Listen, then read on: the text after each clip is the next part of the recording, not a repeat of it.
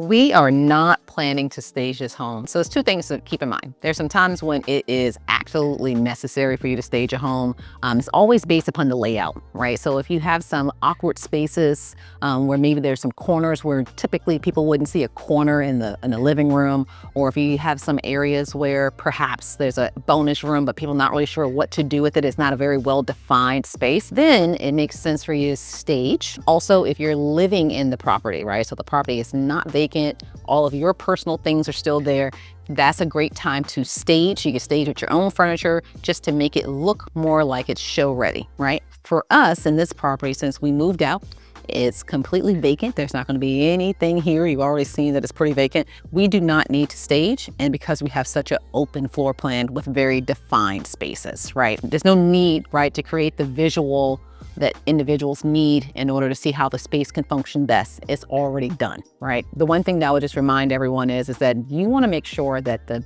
buyer, the potential buyer that shows up to your home, can see themselves here. And the less stuff that is here, the easier it is for them to imagine themselves here. So we're not going to stage. We don't feel it's necessary for this home. It has a wide open floor plan. The rooms are very defined. It's going to look and show so well that people can imagine themselves here.